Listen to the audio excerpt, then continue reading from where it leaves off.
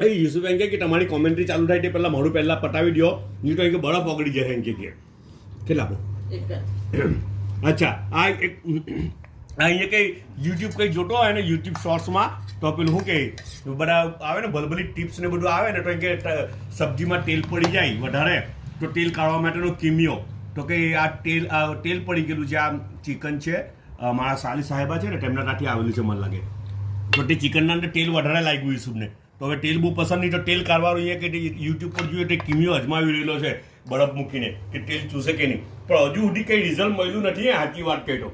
અચ્છા મેઇન વસ્તુ હું ખબર,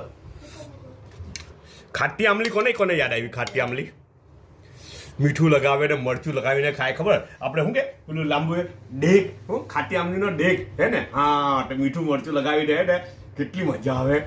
તો હવે આ અમુક જનરેશનને તો નવી જનરેશન તો ખબર જ નથી ડેગ અને કે તે જે વિડીયો ઉતારી રહેલા છે ને તેને સરપ્રાઈઝ થાય છે. ડેગ એટલે એમ કે હું એમ કે ખાટી આમલીનો ડેગ આપણે જે કહેતા હતા તે હે ને. અચ્છા તો તેની ઉપર ખાટા પાંદડા આવે ને જેમાં મીઠું નાખીને મરચું નાખીને તેને બી ચટણી બનાવતા હતા.